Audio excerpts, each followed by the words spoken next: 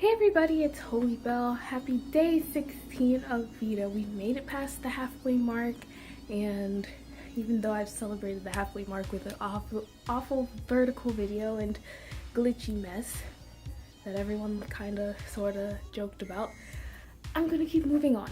Anyway, it's summertime, or at least it feels like summertime. You can't tell, but it's warm in here, so yeah, it's like 90 degrees outside today, and I'm not about that because I'm not really good with hot weather.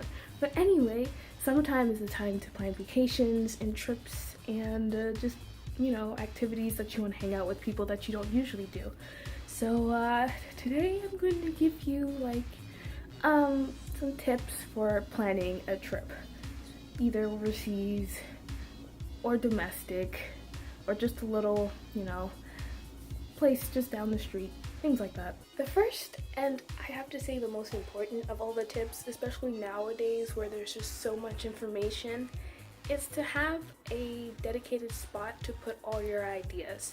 So all the places you want to go, all the prices of them, all the special nook and crannies or alleyways that you want to check out for off the beat path activities, all the things you actually want to do, even if it's eat at a specific restaurant at the specific time, places you want to take pictures at, and little things like that. Because once you get it all in one place, you can start to try and loosely organize it so that you have some type of cohesive plan. So when you're telling whoever you're traveling with, or at least looking back on it later on when you're trying to tweak everything, you at least have some type of way to just cut out little things, add some small things, instead of thinking, okay, I have no idea what I want to do on this day, so what should I do?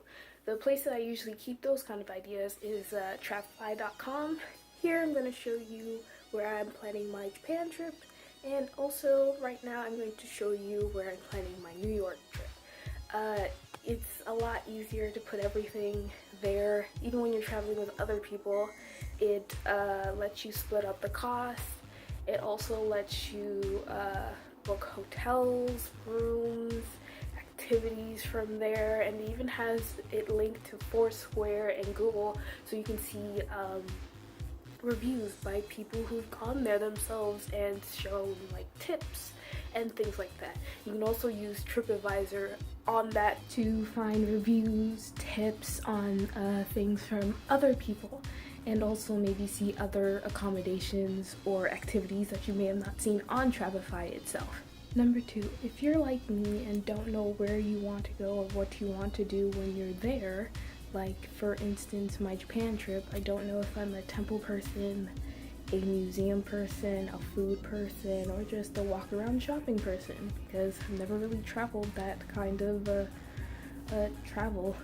So best thing that would help with that are guides. So you have things like Lonely Planet, online guides like Guide With Me, which has guides for pretty much every country, and I believe every state or province within a country.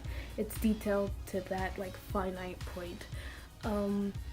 You also have places like TripAdvisor again.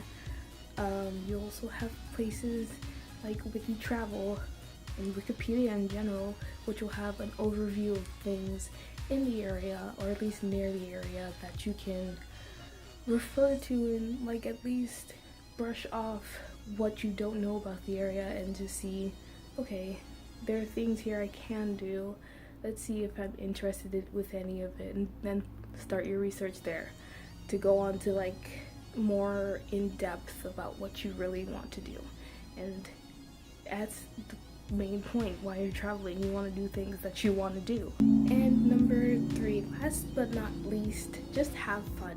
So no matter how much you're going to plan, you don't know how much of that plan is actually going to happen, how much of it you're actually going to be able to follow through exactly, because as usual, life happens. For my Japan trip, I crammed a ton of stuff and then made a section of things that are nearby that I could do, that I'm going to do the next day, but if I do have time, I can just do it that same day. because I've never been over there and I don't know how far away things are in relation to each other. So I might as well say I can go to these places if I have time. Same thing with New York. I've been there like twice. Last time I was there, I was on crutches with a full leg cast. It's obviously different because I don't have that right now, so the way I walk is different.